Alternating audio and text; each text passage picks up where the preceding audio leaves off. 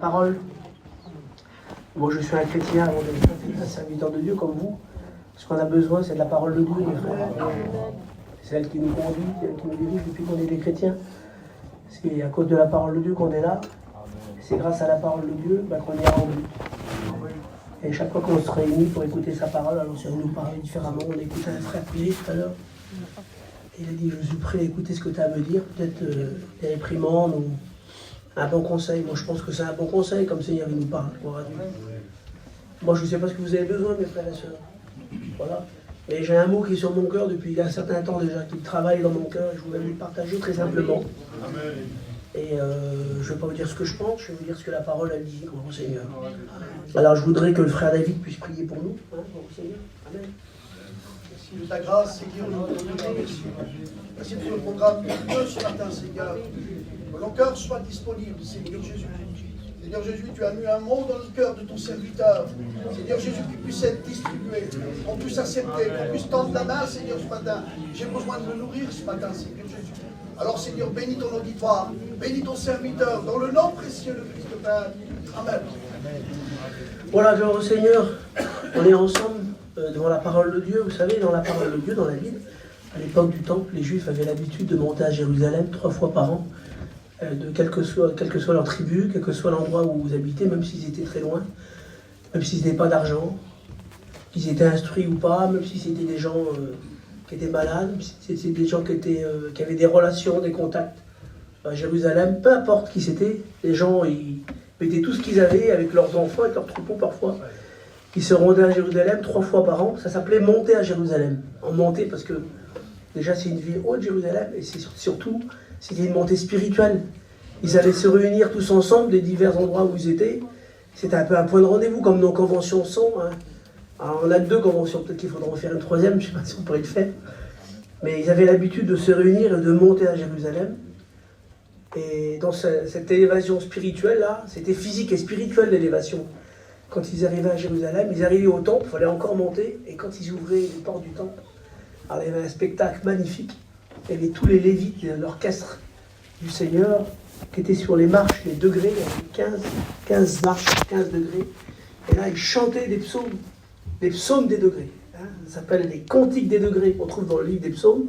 Il y en a 15, et c'était merveilleux. Et ces 15 psaumes, on les retrouve en fait. Ces 15 conseils pour grandir, ça s'appelle les psaumes des degrés, parce qu'ils étaient chantés sur des escaliers. En fait, l'idée, le mot exact, c'est les psaumes des élévations. En fait, il y a l'idée d'une croissance, de s'élever, de grandir, de monter vers le Seigneur. Et alors, il y a 15 conseils. Alors, entre autres, il y en a un qui parle d'avoir confiance en Dieu. Comment réussir, comment grandir en ayant confiance en Dieu, le psaume 121. Être stable en Dieu, psaume 125. Craindre Dieu, psaume 128. Avoir du courage dans l'épreuve, psaume 129. Et puis, il y en a un qu'on connaît bien, qui est aussi vraiment une source de bénédiction, et qui a un moyen de s'élever, de grandir en Dieu, c'est le psaume 133. Vous le connaissez, un cantique qu'on chantait dans notre mission. Il est bon pour des frères de demeurer ensemble. Et je voudrais qu'on le lise ensemble, voir au Seigneur, parce que c'est un moyen d'élévation, de croissance spirituelle. C'est ce que je voudrais vous partager ce matin, la part du Seigneur. Il y a un poète français, peut-être que vous connaissez, je ne sais pas si vous connaissez un peu la poésie française, moi j'aime bien parfois. Il s'appelait Antoine de Saint-Exupéry. Il a écrit ce mot dans un livre qui s'appelle Le Petit Prince. Il a dit « Les hommes n'ont plus le temps de rien connaître. Ils achètent des choses qui sont déjà toutes faites chez les marchands. Mais comme il n'y a pas de marchands d'amis, alors les gens n'ont plus d'amis. Mais nous, l'Église, on a plus que ça. On a des frères, bon Seigneur. Et j'aimerais vous parler de la relation entre frères et sœurs dans l'Église, de la communion fraternelle, de son importance et du problème qu'engendre parfois la division que le Seigneur veut semer parmi nous. J'aimerais vous en parler. Alors on lit ensemble le psaume 133, Cantique des degrés de David. Voici, ô qu'il est agréable, qu'il est doux pour des frères de demeurer ensemble.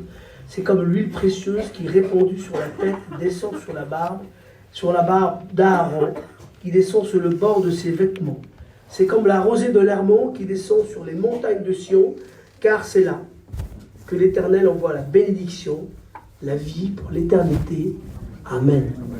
Je lis un deuxième texte avec vous, dans le livre des Actes des Apôtres, au chapitre 2 et au verset 42. Il s'agit des 4 bases de l'Église des Actes des Apôtres. On l'appelle l'Église primitive. Moi, j'aime pas trop le mot primitif. Ça fait arriéré, primitif. C'est l'Église des premiers temps, gloire au Seigneur. C'est notre Église à nous. Amen. Acte 2, verset 42.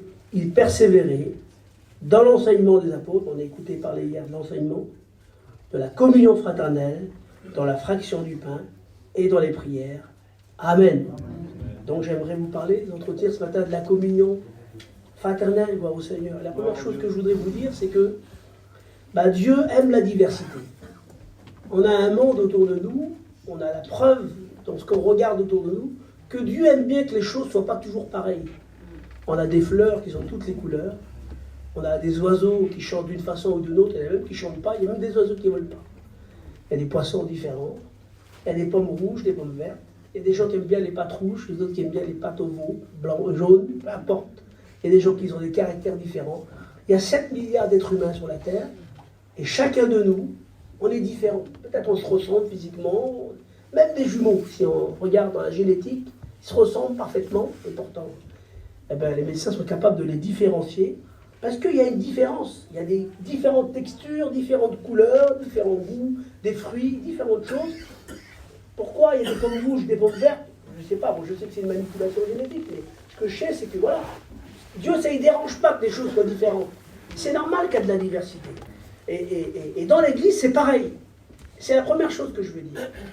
C'est pas parce qu'on rentre dans l'Église qu'on est tous pareils. Non, dans l'Église, il y a de la diversité. Il y a de la diversité et ça plaît à Dieu, la diversité. Et on voit, dans le jour de la Pentecôte, il y a quelques Juifs qui sont réunis dans la chambre haute, qui sont enfermés à double tour, donc ils ont un peu de crainte, mais Dieu leur a fait une promesse. Et après un temps de persévérance, le Saint-Esprit va descendre sur eux, ils vont être revêtus, remplis du Saint-Esprit, et ils vont parler en langue, et la Bible dit qu'ils vont parler dans des langues étrangères, et de sorte que les gens qui sont venus à Jérusalem à cette époque-là, il y a une fête dont on a parlé, ça s'appelle la Pentecôte, les gens sont venus de partout, même de très loin, et il y a plein de gens, de plein de nations, des Juifs de plein d'endroits, il y a même des gens d'origine arabe, ça me fait plaisir, et ils sont venus là, et ils écoutent les apôtres remplis du Saint-Esprit parler dans des langues différentes. Et en fait, c'est vraiment un message, et moi quand je lis ce texte, ça m'interpelle, et je me dis, Seigneur, dès le début, tu as voulu nous montrer que le message de l'Évangile, il est universel. Amen. Il est pour tous les hommes. Amen. Il ne s'adresse pas à une catégorie spéciale de gens, à des gens érudits, des gens scientifiques. Il ne s'adresse pas qu'aux Grecs, il ne s'adresse pas qu'aux Juifs. Il s'adresse à plein de gens différents. Il y en a toute une liste ici de gens de Perse et d'autres endroits, je ne vais pas vous les citer, la plupart de ces pays n'existent plus aujourd'hui, mais qui viennent de plein d'endroits et qui écoutent parler dans leur langue maternelle des merveilles de Dieu. C'est un message pour nous. Et je me dis, l'Église, elle a une vocation missionnaire dès le départ. Dès le départ, l'Église elle a la vocation d'aller apporter le message au monde entier, à toutes les nations. Dieu veut que dans l'Église, il y ait une diversité, béni soit le Seigneur. À la tour de Babel, les gens, avant la tour de Babel, parlaient la même langue. Mais ils se sont unis ensemble pour construire quelque chose ensemble qui défiait Dieu. Et la Bible dit que Dieu est descendu, il les a confondus, et ils se sont retrouvés à parler des langues différentes. Et à cause qu'ils parlaient des langues différentes, ils n'ont pas pu se comprendre, rester ensemble. Et leur différence de langage, de culture, a fait qu'ils n'ont pas pu continuer de construire. Dieu a voulu que ce soit comme ça. Ils ont été éloignés pour la ruine. Mais à la Pentecôte, c'est différent. Ce n'est pas une construction humaine, c'est une construction divine. Et Dieu a fait que des gens qui parlent, c'est le contraire en fait. Dieu a fait que des gens qui parlent des langues étrangères ont pu ensemble vivre une expérience merveilleuse, celle d'entrer dans l'Église. Et de faire partie ensemble du temple du Seigneur, Amen. De faire partie du corps du Christ, malgré leurs différences. Et Paul dit, c'est un mystère incompréhensible. Paul, c'était un homme extrêmement érudit, extrêmement savant. Et lui, Paul, connaissait la parole de Dieu par cœur. Il dit, c'est un mystère incompréhensible. Il dit ça aux Éphésiens, au chapitre 3 et verset 6. Les païens sont co-héritiers et forment un même corps et participent à la même promesse. À l'époque du temple, à l'époque de Jésus, il y avait beaucoup de gens qui judaïsaient, beaucoup de païens qui s'approchaient du judaïsme. Au point qu'on avait construit un parvis pour eux, ça s'appelle le parvis des craignants Dieu, le parvis des gentils, alors de terrasses, pour qu'ils puissent venir assister un peu à ce qui se passait dans le temple. Mais il y avait un mur qui les empêchait d'aller trop loin, parce que c'était interdit pour eux, c'était des païens. Ils avaient une limite d'accès. En fait. Ça s'appelle le Soreg, à peu près un mur à peu près grand comme ça. On a retrouvé des parties de ce mur à Jérusalem. Et en fait, c'était interdit de passer derrière ce mur, sous peine de mort. On a retrouvé une pancarte, c'est un des vestiges qu'on a trouvé de ce mur, qui est interdit. C'était la seule raison pour laquelle les Juifs avaient le droit de tuer quelqu'un à l'époque de l'Empire romain. Ils avaient juste le droit de tuer quelqu'un pour ça. On n'avait pas le droit de passer derrière, parce qu'on était un païen. Mais voici ce que dit l'apôtre au chapitre 2 des Éphésiens, au verset 14. Le mur a été renversé, béni soit le Seigneur. Il a renversé le mur, les barrières de séparation, de sorte que l'apôtre dit, il n'y a plus de Juifs, il n'y a plus de Grecs, il n'y a plus de gens instruits ou de gens simples, il n'y a plus de riches, il n'y a plus de pauvres. Excusez-moi, il n'y a plus de blancs, il n'y a plus de noirs. On pourrait énumérer toutes les différences qu'il y a au milieu de nous. Il n'y a plus de mur, c'est abattu le mur. Et on voit directement dans l'église des Actes des Apôtres, vraiment j'aime bien ce livre, c'est un beau livre, j'aime beaucoup ce livre. Et on voit dès le départ, il y a plein de gens différents dans l'église. Excusez-moi, il y a des blancs, il y a des noirs, il y a des juifs, il y a des païens, il y a des gens qui sont jeunes, des gens qui sont plus vieux, il y a des prêtres d'origine, il y a des gens qui sont des pécheurs, il y a vraiment toutes sortes de gens, des gens incultes, des gens fameux, des gens anonymes. Et Jésus a dit ça, il y a d'autres brebis qui ne font pas partie de cette bergerie, il faut que je les amène. Et il y aura un seul berger, il y aura un seul troupeau. Et nous tous ensemble, l'église d'ici et l'église de notre mission, on est ensemble le seul troupeau, un seul troupeau, béni soit le Seigneur. Amen.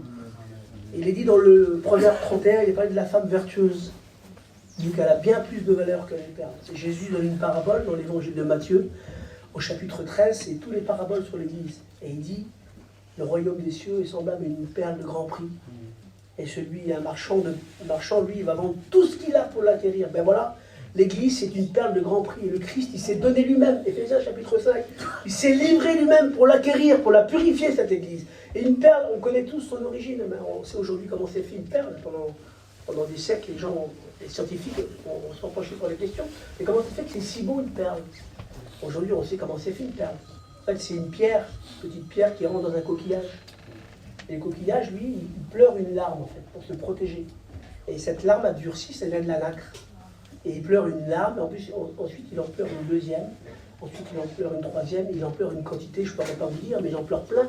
Mais elles sont tellement serrées les unes sur les autres, les couches de nacre, là, qu'on a l'impression que ça fait un seul bloc.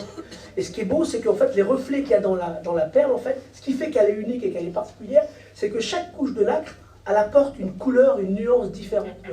Elle apporte de la richesse, en fait. Ben voilà, le Christ, c'est lui le fondement, béni soit le Seigneur. Et nous tous, on sait ensemble, on est fondés sur le Christ. Et chacun d'entre nous, au fur et à mesure qu'on rentre dans l'église, on apporte de la diversité, de la beauté à l'église. Et c'est pour ça que l'église, elle est illimitable. Et qu'il n'y a rien qui peut ressembler à l'église. Il n'y a pas plus beau que l'église, mes frères. L'église, elle est unique, elle est merveilleuse, parce qu'elle est composée de gens différents, béni soit le Seigneur. Dans le monde, la différence, c'est souvent un problème. Et c'est souvent un handicap. Dans le monde, c'est un problème. Et on voit que ce problème, parfois, est utilisé par le diable dans l'Église pour faire du mal à son œuvre. Et j'ai un exemple à vous donner, par exemple, dans le livre d'Esdras, au chapitre 3, il est parlé de la pose des fondements du temple. Et il est dit qu'il y avait les anciens qui étaient revenus de la captivité, après 70 ans d'exil en Babylonie. Et ils sont là et ils assistent à la pose des fondements du temple. Et c'est un moment unique, c'est un moment solennel, c'est important, il n'y a plus de temps pendant 70 ans. Et il lui dit que ces gens-là, les anciens, ils pleuraient. Mais la Bible dit que les jeunes, eux, ils poussaient des cris de joie. Et je me dis, ça m'a interpellé, je me disais, voilà, il y a vraiment deux comportements différents. Les jeunes se réjouissent et les vieux pleurent. Et Dieu sait que le diable est capable d'utiliser nos différences de compréhension, différences de génération, entre les vieux, entre les jeunes, entre les différents gens dans l'église, pour faire du mal à son œuvre. Parce que là, il y a une confusion. Les gens se réjouissent et des gens pleurent. Mais en fait, on avait besoin des uns et des autres dans cette œuvre. Pour reconstruire le temple, on avait besoin des anciens, parce que les anciens savaient où poser l'autel. Et la Bible dit que l'autel devait être posé à un endroit spécial. Tout devait être, c'était calculé, c'était millimétré. Il fallait que les anciens soient là pour dire, c'est là qu'on pose l'autel, c'est là qu'on pose la cuve, c'est là qu'on pose ça, c'est là que les choses doivent être. Mais il fallait des jeunes qui étaient vaillants, qui étaient courageux, qui avaient plein d'enthousiasme. Pour dire, on va le faire les frères, vous êtes fatigués, vous êtes âgés, c'est difficile pour vous. On a besoin de votre conseil, mais on est capable de le faire, on va le faire avec vous. Et il fallait que les jeunes soient sages pour respecter les anciens, pour écouter leurs bons conseils, parce qu'ils avaient des bons conseils à donner. Mais il fallait que les anciens soient sages et spirituels pour encourager les jeunes, et pas leur dire on l'a déjà fait, ça ne sert à rien. Et béni soit Dieu. Dans le Seigneur, la différence, ben c'est un outil dont Dieu se sert, mes frères et sœurs. C'est une force dans la construction. Gloire à Dieu. Moi je dis ça, c'est mes mots. Moi je ne suis pas trop un grand travailleur, vous savez. Mais j'ai une bonne outil comme tout le monde. Hein. Moi aussi j'ai une bonne outil, si je ne sais pas travailler. Et dans ma bonne outil, je me suis rendu compte, souvent, quand j'ai voulu démonter quelque chose, bah souvent ça m'a énervé parce que je me suis rendu compte que j'avais 4-5 fois la même clé, mais la clé dont j'avais besoin, eh ben, je l'avais pas. Vous êtes déjà arrivé les frères, ça? Ben, je voudrais vous dire que nous tous, je dis des mots qui sont simples, c'est pas la théologie, c'est pas ça. Mais nous tous ensemble, les chrétiens, les chrétiennes, les serviteurs de Dieu, on est tous dans la boîte d'outils du Seigneur. Amen. Et chacun d'entre nous, ben, on est utile au Seigneur. Amen. Moi, si on essaie de dévisser un boulon avec un tournevis, même qui vaut 3 000 €, j'y arriverai jamais. Pour dévisser un boulon, ben, il faut une clé, béni soit le Seigneur. Alors, je ne sais pas ce que vous êtes ce soir, ce matin, parce que je suis, moi, et ensemble. On est ensemble dans sa boîte, ensemble. Et tout le monde, on est tous utiles. C'est ce que Paul explique. Paul dit ça aux Romains, nous avons plusieurs membres. Et nous sommes un seul corps. Et il dit, tous les membres n'ont pas la même fonction. Et il dit ainsi, nous qui sommes plusieurs, nous formons un seul corps. Et je dis pour vous ce texte, je prends le temps de lire la parole de Dieu. Amen. 1 Corinthiens, chapitre 12, et verset 17. On connaît bien ces textes, ces mots. On les a chantés, gloire au Seigneur. 1 Corinthiens, chapitre 12. Et verset 7, l'apôtre parle de l'Église qui a un corps. Verset 17, si tout le corps était œil, où serait l'ouïe? Et s'il était tout ouïe, où serait l'odorat? Maintenant, Dieu a placé chacun des membres dans le corps comme il l'a voulu. Et si tous étaient un seul membre, où serait le corps? Maintenant, donc, il y a plusieurs membres et un seul corps. Et l'œil ne veut pas dire à la main, je n'ai pas besoin de toi, et ni la tête dire aux pieds, je n'ai pas besoin de vous, mais bien plutôt les membres du corps qui paraissent être les plus faibles sont nécessaires. Amen. Amen. On a besoin les uns des autres. On dépend les uns des autres. Une fois, j'ai inventé cette histoire, je la dis souvent, mais c'est une histoire que j'avais inventée il y a longtemps. Imaginons qu'un jour, je me lève le matin et que ma main a fait grève, parce qu'on est quand même dans le pays de la grève, la France, et qu'elle dirait, voilà, aujourd'hui, moi, je fais grève, j'ai décidé de ne pas laver mon visage. Alors, mes yeux diraient, bon, bah d'accord. Alors, puisque tu ne veux pas me laver, moi, aujourd'hui, je ne regarde pas. Alors mon nez dirait, ben moi, si tu ne regardes pas, moi je me connais. Du coup, moi je ne respire pas. Alors mon corps, eh ben, moi je meurs, mais ce n'est pas ma main, ce n'est pas mon nez, ni mes yeux qui commandent. C'est ma tête, gloire au Seigneur. Et dans l'église, la tête, ben, c'est Jésus. C'est dit l'apôtre aux Colossiens. Alors nous tous les membres, on reste à notre place. On est des membres, on n'est pas la tête. C'est lui la tête, gloire au Seigneur. Et nous tous, ensemble, on est complémentaires et on a besoin les uns. On a besoin les uns des autres, gloire au Seigneur. C'est un peu l'idée de la parabole des talents. Vous connaissez la parabole des talents? Il y en a un qui a reçu 5, l'autre qui a reçu 2, l'autre qui a reçu 1. Mais en fait, la vérité, c'est que c'est pas eux les talents, en fait. Ça leur appartient pas. En fait, il y en a 8 des talents. Et c'est ça qu'il faut comprendre de cette parabole. Il y en a 8. Celui qui en a reçu 2 ou celui qui en a reçu 1 ne devrait pas être fâché. Il veut dire, en fait, c'est merveilleux. Ben, je suis un gars qui possède un talent de 8. On en a 8 ensemble, les frères. Mes frères, on est ensemble. Même si tu n'as pas grand-chose, mais toi, tu n'as rien, mais on est tous ensemble. Ce qui compte, c'est l'équipe ensemble, vous avez compris? C'est pas d'en avoir un, ce qui compte, c'est que notre talent à nous, il fait partie des 8 que Dieu a donnés. Et c'est ça qui est important à retenir dans cette parabole. Il y a une complémentarité, on a besoin, mes frères, des uns des autres. Si mon doigt qui est ici, là, s'il veut vivre, le sang qui passe ici et qui l'alimente, je ne suis pas médecin, et vous non plus, mais on sait bien que si mon doigt ici, il est vivant, c'est parce qu'il y a du sang qui passe. Et pour que le sang vienne ici, là, il passe dans tout mon corps. Donc si demain, mon bras, il n'est plus là, ben, mon doigt, il meurt aussi. On a besoin ensemble les uns des autres. Amen. Et dans la parole de Dieu, on le voit ça. On voit qu'il y a une complémentarité dans l'œuvre du Seigneur. Et je voulais vous dire que dans l'église, moi, je ne connais pas votre église. J'ai vraiment plein de liberté ce matin pour vous prêcher la parole de Dieu. Mais dans l'église, il y a une complémentarité, gloire au Seigneur. Dans l'Ancien Testament, par exemple, au niveau du tabernacle, il y avait des Lévites qui travaillaient, il y en avait énormément, il y avait plus de 8000 qui travaillaient. Et il y en avait qui portaient les ustensiles et l'arche, et c'était peut-être les gens les plus connus, les plus fameux. Mais il y en avait d'autres qui portaient des planches, qui portaient des barres, les pieux. Il y en avait d'autres qui portaient les toiles, qui portaient les couvertures, qui portaient les cordages. Puis il y en avait d'autres qui portaient de l'eau, il y en avait d'autres qui coupaient du bois. Et il y avait un seul grand sacrificateur. Le grand sacrificateur, c'était le beau raton, c'était la terrible, c'était. Hein, quand il avait son habit bleu, avec les épaulettes, avec son pectoral, avec sa tiare, c'était un homme extraordinaire. Tout le monde l'enviait sans doute. Il y en avait un par génération, ils étaient 3 millions de juifs. Imaginez-vous, 3 millions. Il n'y en avait qu'un grand sacrificateur. Et je ne sais pas s'il était grand, Aaron, mais même qu'il faisait 2 mètres, il n'était pas capable de tout faire. Mais frères, on ne peut pas tout faire dans la vie. On a besoin des frères ensemble, on a besoin des sœurs. Même s'il était capable, même s'il était intelligent, même s'il était rempli de Dieu, il avait besoin des copains, Aaron. Il avait besoin de quelqu'un qui porte le pieu, il avait besoin de quelqu'un qui tienne la toile, il avait besoin de quelqu'un qui va couper du bois, quelqu'un qui amène de l'eau, il avait besoin. Et mes frères, on a besoin, personne n'est méprisable dans l'église. On a besoin les uns des autres ensemble. Même si on est très capable, même si on est des génies, même si on est rempli de spiritualité, on a besoin les uns des autres. On est complémentaires. Et alors, par exemple, il y a un livre qui m'intéresse beaucoup. C'est le livre de Néhémie qui parle de la réparation de la muraille de Jérusalem. Vous connaissez ce passage. Et alors, j'ai remarqué, j'ai fait mon petit calcul. Il y a, dans le chapitre 3, il est parlé, il dit un tel travaillait avec côté d'un tel, il y a toute une liste de gens qui travaillent. Et alors, c'est marqué 15 fois à côté. C'est-à-dire qu'il y a des gens qui étaient capables de travailler à côté des autres.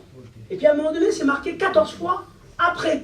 C'est-à-dire qu'il y a des gens qui étaient capables de travailler à côté, mais des gens qui étaient capables de se mettre derrière. Ben c'est beau, mes frères, dans l'œuvre de Dieu. Il faut être capable de travailler à côté des frères, puis il faut être capable de se mettre derrière les frères. C'est beaucoup de sagesse, d'humilité, de spiritualité aussi, ça.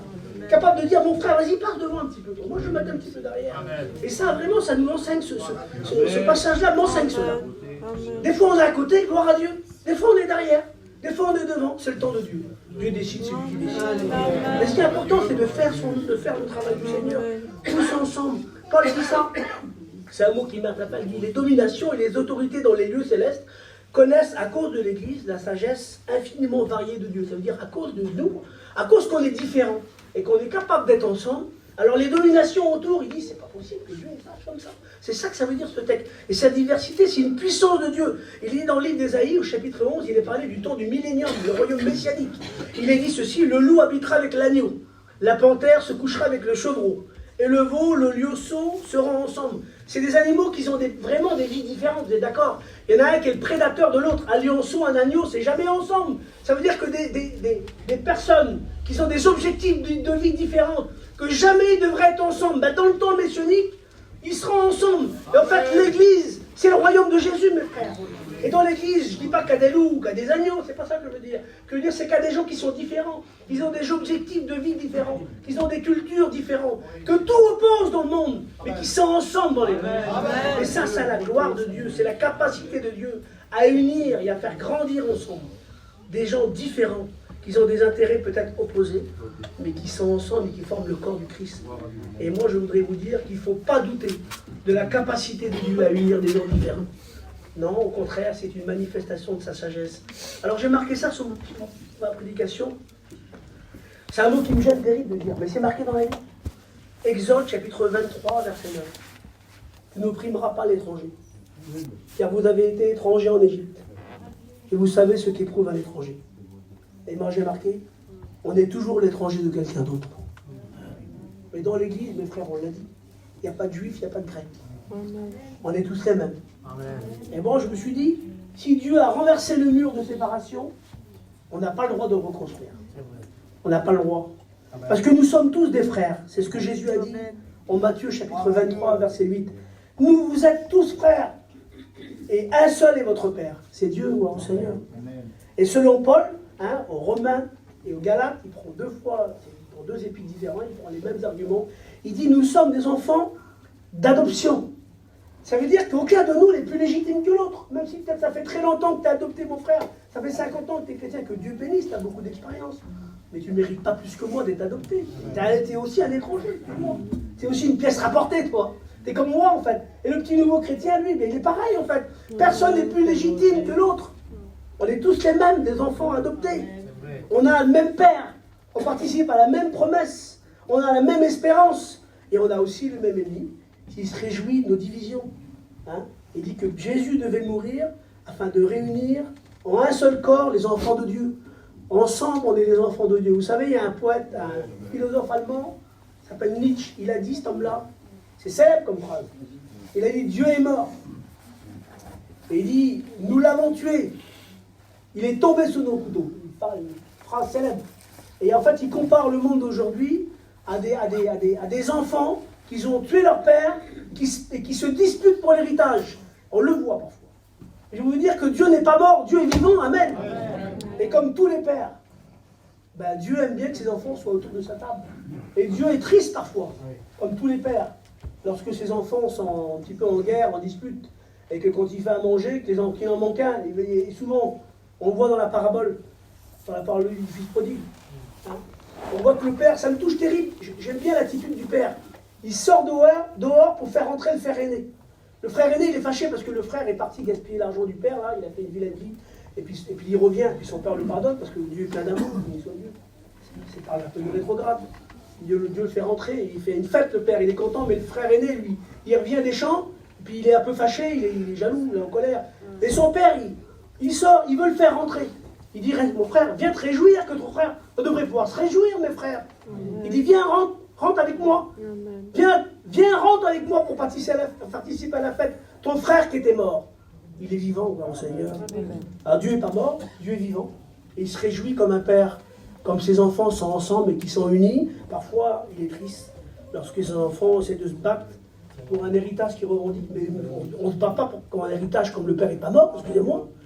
Je ne vais pas dire des mots bizarres, excusez-moi. J'ai l'impression parfois que les gens se battent comme si Dieu serait mort. Mais Dieu n'est pas mort, mes frères. Tant que le père n'est pas mort, les enfants se réunissent toujours. Oui ou non? Alors je vous parle du danger de la division. Il est marqué dans le livre des Juges, chapitre 21 et verset 3. Pourquoi est-il arrivé qu'il manque aujourd'hui une tribu en Israël? Le livre des Juges, un livre qui est spécial. Moi j'aime bien ce livre, je vous dis franchement, je l'ai étudié un peu vraiment, il m'intéresse pour plein de raisons. Ça parle des difficultés du peuple de Dieu à pouvoir rester ensemble tout en changeant de vie. Ça parle d'un peuple qui va sédentariser, qui va commencer à posséder les promesses que Dieu leur a fait, le pays de Canaan. Alors Josué, il conquiert le pays, et Juge, il s'installe. Et il y a des peuples qui sont là. Et ces peuples qui sont là vont essayer de les influencer un petit peu, ils ont des mauvaises tendances. Et on va voir que le peuple de Dieu, dans ce livre-là, va se faire un petit peu gagner par les tendances de ces peuples étrangers. Et ils vont même finir par se détruire. On va voir, enfin je ne vais pas trop en parler, mais à la fin du livre, il y a une tribu quasiment qui disparaît. Et en fait, ça parle du danger de la division. La division. Il est dit dans le livre de Jean, l'évangile de Jean, chapitre 10, le loup ravit et disperse. Et on a un ennemi qui veut nous ravir, qui veut nous disperser. Parce que c'est son rôle à lui. Parce qu'il sait que comme on est unis, on est bénis ensemble. Et il sait que comme on est divisé, alors on est faible, mes frères. Hein? Il y a des raisons de la division, il y en a plein. La première, c'est se sentir pas bien à sa place. Le diable nous met dans notre esprit qu'on n'est pas bien à notre bonne place, qu'on est sous-estimé, qu'on est méprisé. Hein? Vous avez l'exemple avec, dans le livre des Juges avec Éphraïm. Éphraïm, c'est une tribu spéciale. C'est un peu compliqué, Éphraïm. Avec Gédéon, ils vont lui reprocher de les avoir pas appelés. Gédéon, il fait la guerre. Il fait la guerre, en fait, et il les appelle à la rescousse. Et quand ils arrivent un peu tard, et il fait un reproche. Et ils disent à Gédéon, mais comment ça se fait que tu ne nous as pas appelés avant? Et Gédéon dit, mais je vous ai appelé, vous avez participé avec moi à la bagarre, vous avez même eu beaucoup plus que moi de trésors. Et alors pourquoi vous me faites ce reproche? Et en fait, ils sont vexés. En fait, ils ont un complexe. Il dit, oui, mais tu aurais dû nous le dire avant. Parce qu'il faut leur dire avant. Alors, ils sont ça se passe à peu près bien. Sauf que ça recommence 4 chapitres plus loin avec Jephthé. Avec Jephthé, c'est plus grave. Parce que Jephthé, c'est pas le même que Gédéon. Gédéon, c'est un timide. Jephthé, c'est un bagarreur. Et là, ça se passe pas bien du tout. Je vous en parlais tout à l'heure. Enfin, ils ont un problème de complexe. Voilà. Pas bien à leur vraie place. J'imagine qu'on les sous-estime, qu'on les méprise. Parfois, il y a la division parce qu'on croit qu'on subit une injustice. Pourquoi c'est moi qui prends? Parfois, il y a de la division parce qu'on se croit lésé par les autres, que les autres nous roulent. Par exemple, Corée, qui était un prêtre, travaillait avec Aaron, la famille d'Aaron, un homme qui avait une situation qui était appréciable dans l'époque.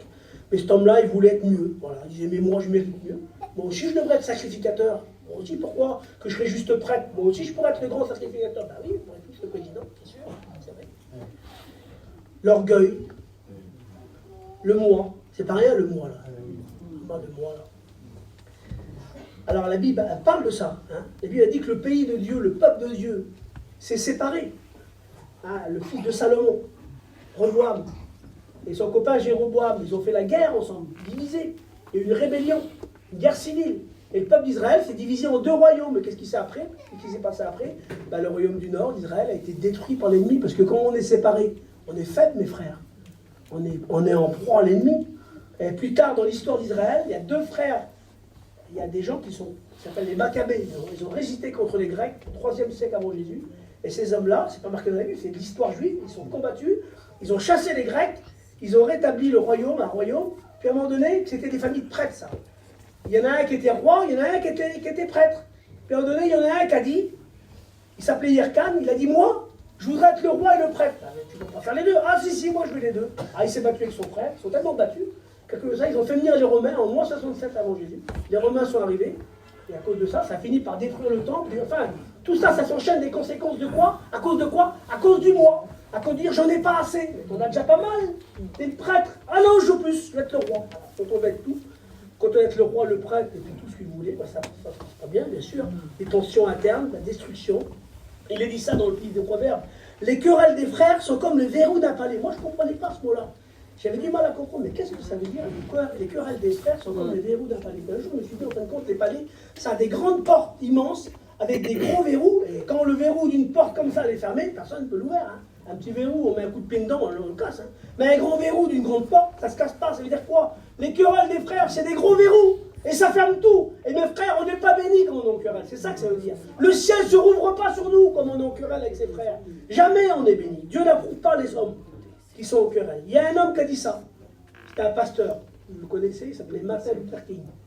Il a dit, si nous n'apprenons pas à vivre ensemble comme des frères, nous allons mourir ensemble comme des idiots.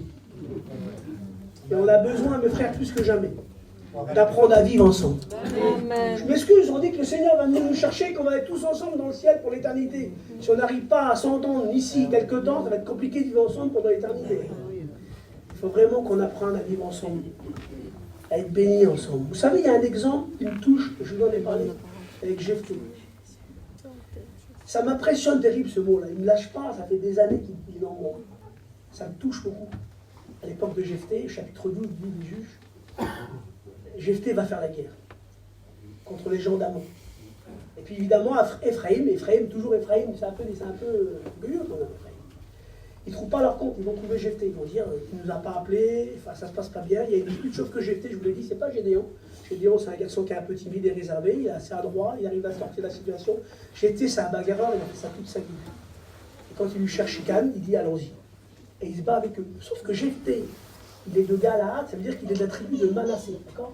Et eux, c'est Ephraïm. En fait, c'est les deux descendants de Joseph. C'est les mêmes, c'est des familles proches, en fait, vous savez, c'est des cousins. Ils sont vraiment très très proches, en fait. C'est les deux tribus qui descendent de Joseph, le patriarche Joseph. Et ils vont se battre ensemble. Et la bagarre va durer toute la journée, et Manassé, les copains de Jephthé, vont avoir le dessus sur l'Ephraïm. Ils vont avoir le dessus tellement qu'Ephraïm va essayer de se sauver et rentrer chez eux, de l'autre côté du Jourdain, là-bas, pour être sauvé, quoi. Et quand ils vont vouloir se sauver, à un moment donné, ils vont dire, les gens d'Jephthé, on ne va pas les laisser s'échapper comme ça. Il faut qu'on les tue jusqu'au dernier. Alors ils se mettent devant le Jourdain, devant la frontière qui délimite le territoire d'Ephraïm. Ils se mettent devant le Jourdain, mais il y en a un qui dit, mais comment on va faire pour les reconnaître?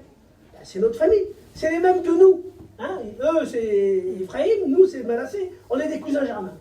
On est vraiment proches, ils ont les cheveux frisés comme moi, un peu bronzés. Comment on fait pour les reconnaître? C'est les mêmes, c'est des juifs ensemble. Il y en a un qui a une idée. Elle n'est pas bonne son idée. Elle vient du diable, je vous le dis devant Dieu. Elle va dire, moi j'ai une idée.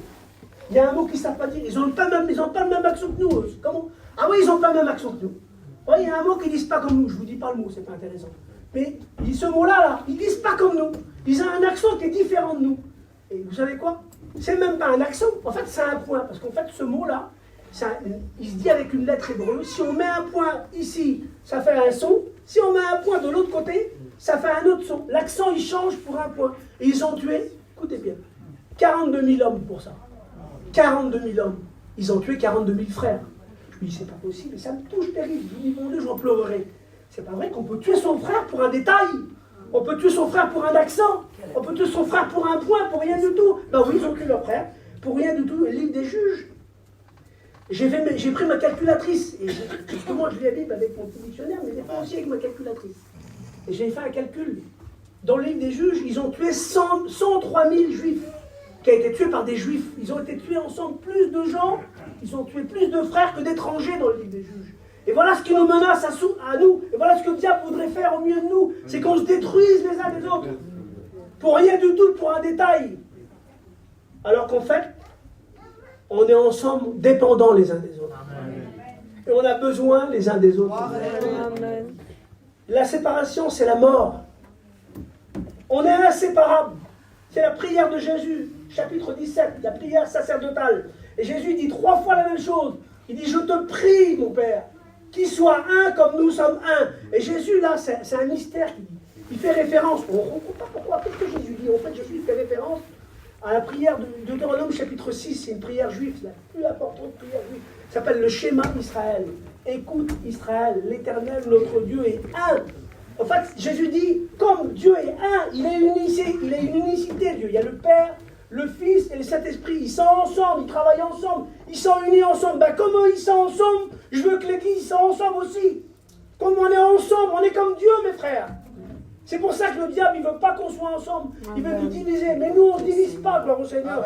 On ne se sépare pas. La séparation, c'est la mort. Un jour, j'ai écouté cette histoire, vous allez rigoler. Mais c'est vrai, une histoire vraie. C'est arrivé à Paris il y a longtemps de ça. Il y a un homme qui s'est disputé avec sa femme. Il a des grands enfants. Il a dit, voilà, venez voir, moi et maman, on divorce.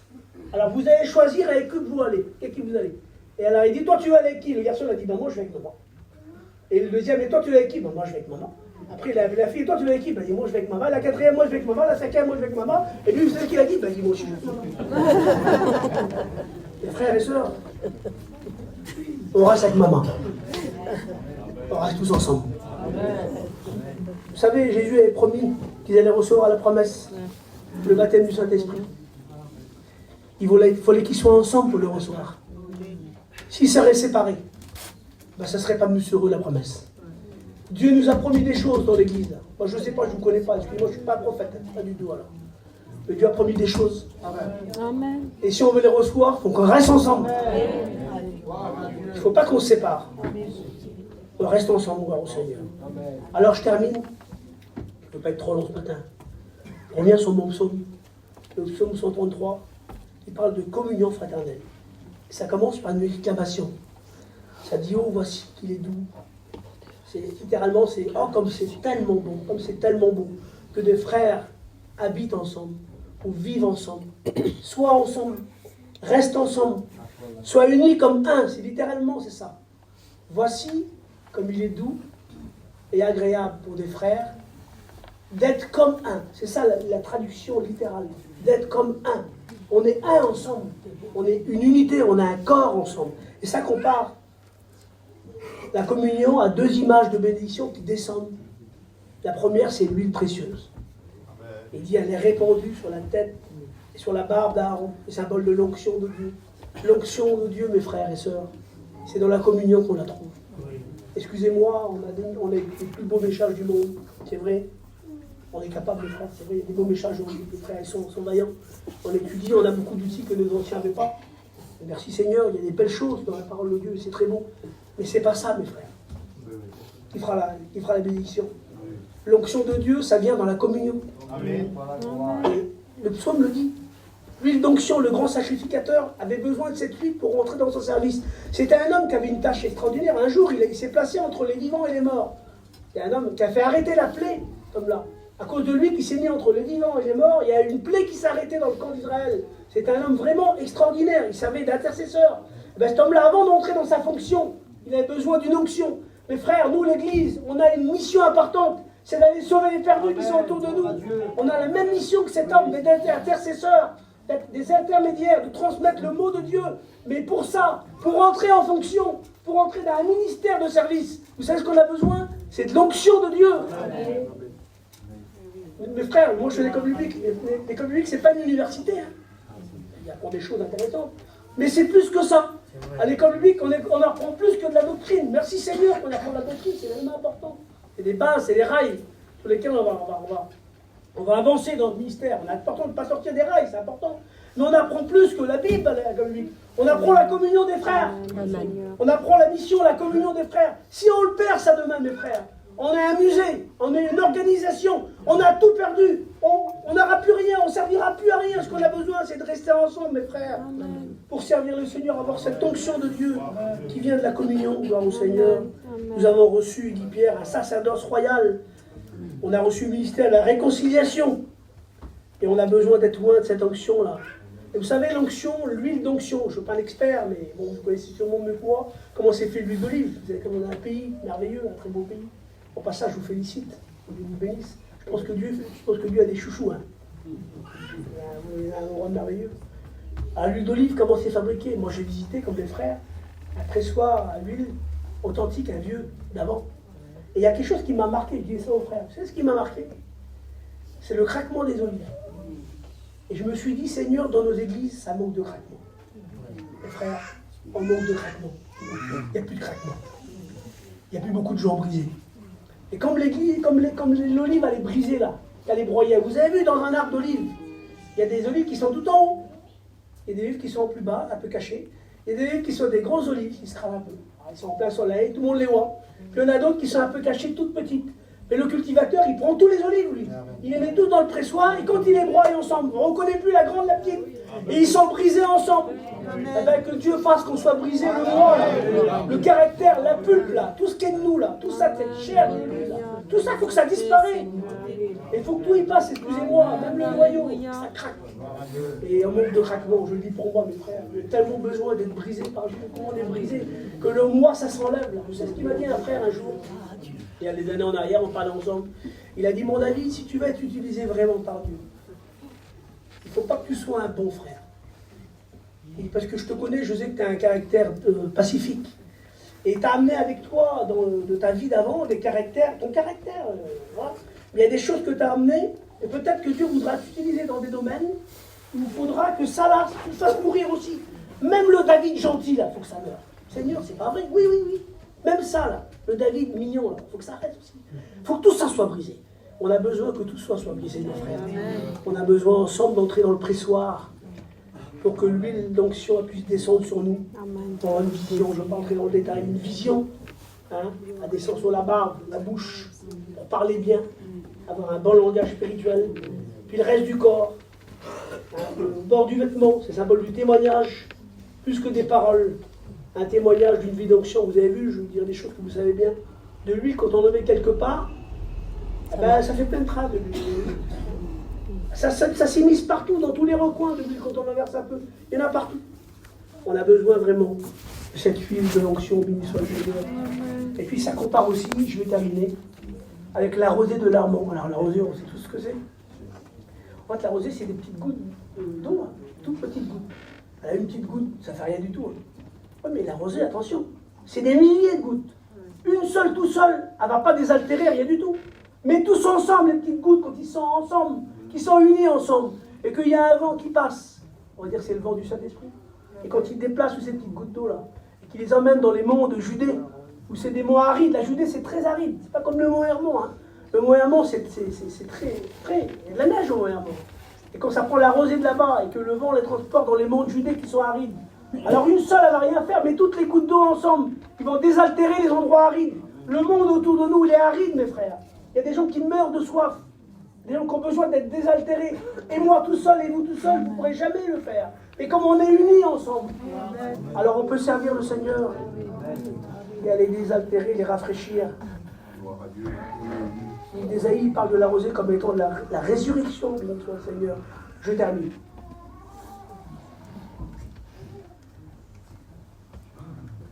Il y a une histoire grecque, peut-être vous la connaissez, je ne sais pas. C'est une vieille histoire. C'est l'histoire d'Ulysse. Vous connaissez Ulysse? Alors Ulysse, il fait plein d'aventures et un jour, il arrive dans un endroit, dans la mer. Et cette mer-là, elle est infestée de sirènes. Ah, vous savez ce que c'est une sirène? Une sirène, c'est mi-femme, mi-poisson. Ah, elles sont très belles, les sirènes. Et elles ont un chant particulier qui est séduisant pour les marins.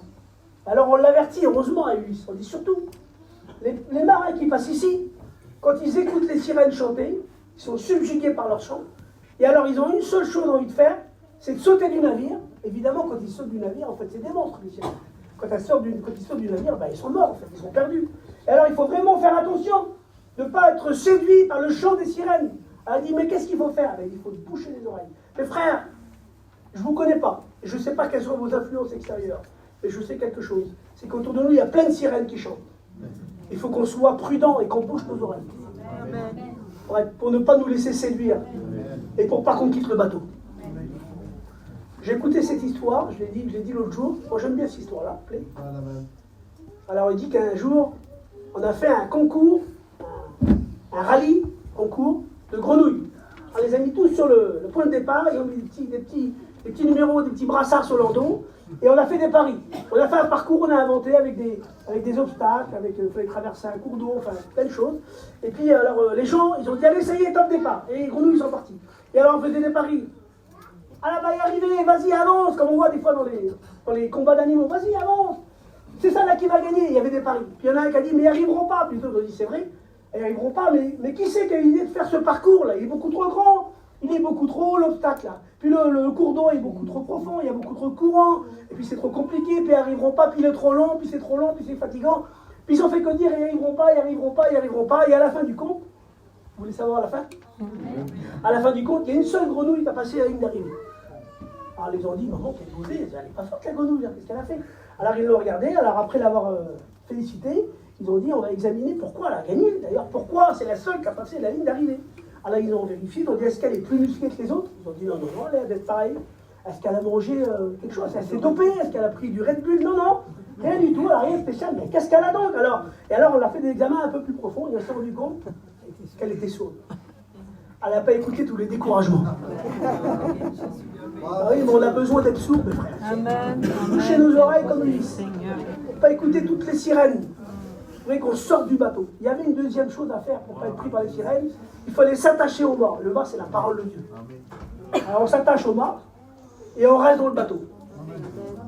Et dehors du bateau, c'est la mort. On reste dans le bateau jusqu'à temps qu'on arrive à destination. Vous savez, dans la vie de Dieu, il y a des étapes. Il y avait des étapes. Pour les disciples, ils attendaient dans la chambre haute. Ils avaient besoin de rester ensemble pour recevoir le baptême du Saint-Esprit. Et ensuite, par un concours de circonstances, Dieu les a envoyés ailleurs pour annoncer l'évangile jusqu'à nous ici. Il y a des étapes dans la vie de Dieu. Il ne faut pas quitter le navire tant qu'on n'est pas arrivé au port. Et si Dieu veut que tu changes de navire, ben tu changeras de navire quand tu seras arrivé au port. Mais si tu changes de navire tant que tu n'es pas arrivé au port, tu te noies, mon frère. Tu te noies. Les sirènes, il ne faut pas les écouter. Dans la parole de Dieu, il y avait des trompettes qui sonnaient. Elles sonnaient pour rassembler le peuple d'Israël. C'était le moment du départ. Il restait des fois longtemps le campement dans le désert. Un certain temps, à un moment donné, c'était le moment, Dieu avait décidé, la nuée se levait sur le tabernacle. C'était le moment de partir, c'était pas Moïse qui décidait. C'était pas l'autre qui décidait, ah ben j'ai des affaires à faire, j'ai rendez-vous avec un client. Non. C'était la nuée qui se levait. Quand la nuée se levait, il y en avait qui regardaient, ça y est Moïse, la nuée se lève. Et il disait, il faut qu'on parte. Ben, mes frères, que la nuée nous dirige toujours. Et alors il se levait, et on sonnait de la trompette, c'était pour prévenir. Et il disait à tout le monde, hey, ramassez vos affaires, on ne va pas partir dans 2 mois. Hein. Ramassez vos affaires, on part tous ensemble. Alors le petit gars, lui, qui était d'Éphraïm et qui savait discuter avec sa tribu, avec sa famille, parce qu'il avait mauvais caractère et qu'on ne pouvait rien lui dire, ben, il était bien obligé de revenir chez lui pour prendre ses affaires, parce que les campements, ils partaient tous, chaque tribu différemment, ils avaient tous un ordre pour partir. Alors il était obligé de revenir, peut-être un petit peu, excusez-moi, les mains dans les poches, en disant, ben voilà, je m'excuse, je regrette, j'ai mal fait, excusez-moi, on n'en parle plus, oui, on n'en parle plus, on prend nos affaires et on part ensemble. Mes frères, on part ensemble, hein. Le Seigneur, il vient nous chercher bientôt. Il y a une trompette qui va sonner, c'est marqué dans la parole de Dieu. Alors on a besoin, si c'est nécessaire, de se réconcilier. Je ne sais pas pour vous, je vous fais une petite confidence, une petite expérience que j'ai vécue, sans vous gêner, une fois ça va arriver.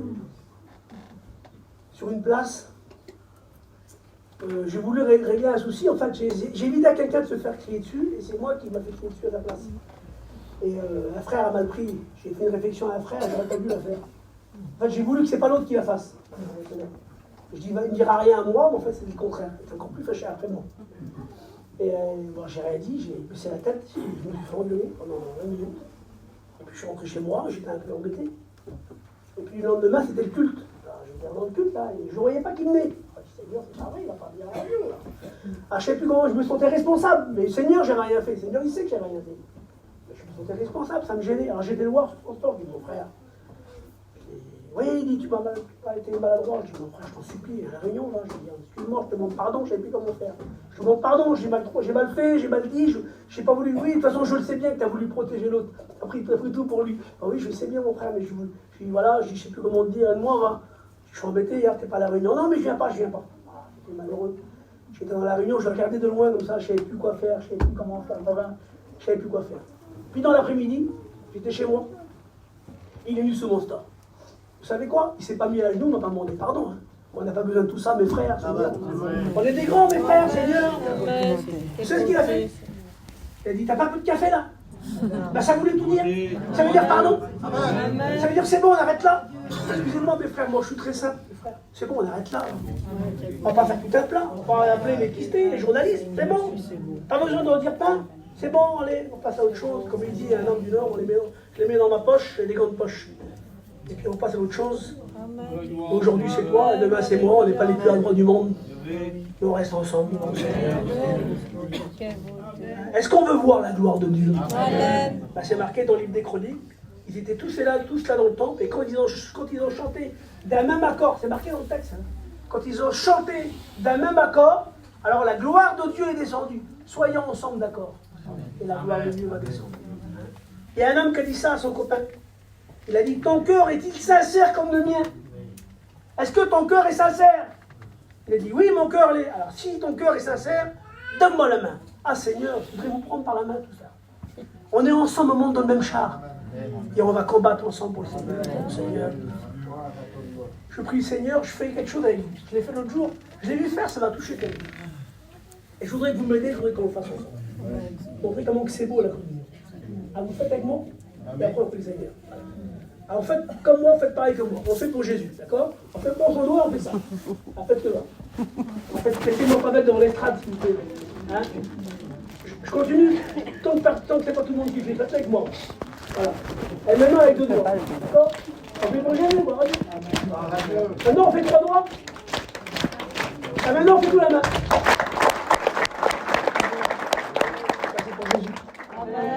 C'est comme ça que le Seigneur il nous veut. Vous avez vu, tout seul on ne fait rien. Mais tous ensemble on sert le Seigneur. Moi j'en ai assez dit. Je voudrais qu'on prie le Seigneur ensemble.